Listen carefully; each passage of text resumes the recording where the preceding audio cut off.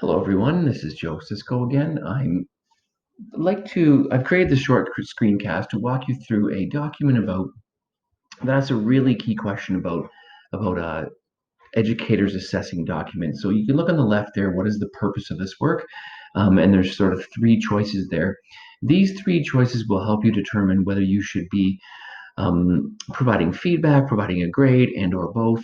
And again, this is when we talk about sustainability as educators, this is certainly a wonderful thing to consider. So if you look at the top section here, practice and review, if you think about sort of the scenario here, students are practicing a skill or reviewing a concept, information that you plan to assess in the future. So right now, the students are just they're gaining practice. So think of homework, for instance. Um, the idea here at the top is you are going to add no feedback or grade. So you will not be you will not be giving the students feedback, and you're not giving them a grade. So next to nothing really. So if you think about this, well, how are the students going to be able to assess whether they're doing it correctly or not?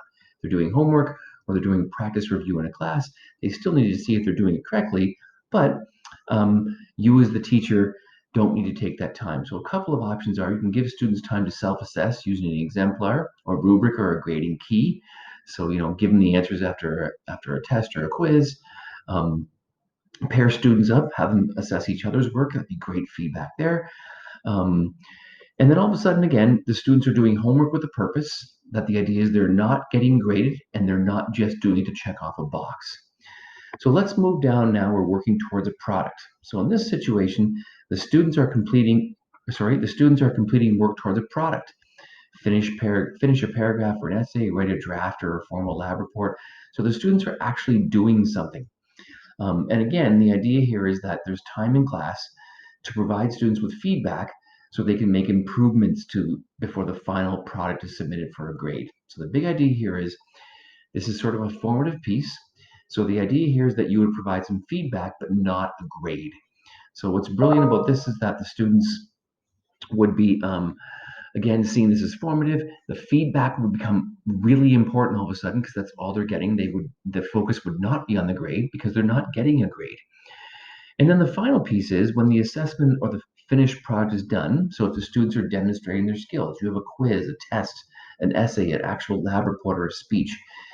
There's a clear rubric to provide a grade or score on the specific skills. And then all of a sudden, students get a grade. But the idea here is that you're not giving the feedback at this point. The really big idea of this entire graphic is the feedback, and the most important piece is happening in the middle. So when those students are working toward the product is when the feedback is vital for them to improve that student work and so on. Often, as we've said in previous videos, if the feedback and the grade is given only at the end, then quite often the student will focus only on the grade. When they look at the grade, whether they're happy with it or not, often that ends up in the recycling bin, or if it's a digital piece, will just be ignored and or put in the recycling bin. So please understand that the whole focus of this is to ask yourself that question, what is the purpose of the work? Again, this is about you being sustainable as a teacher. If you're giving feedback at every single level, it's almost unrealistic that you will be able to do that. If you're giving a grade at almost every level, again, this could be difficult. But if you're just giving a grade and feedback at the end of the process or the product, quite often that feedback will not have the impact that you wanted it to have, and the grade will become the focus, and that's not what we want our students to be focusing on.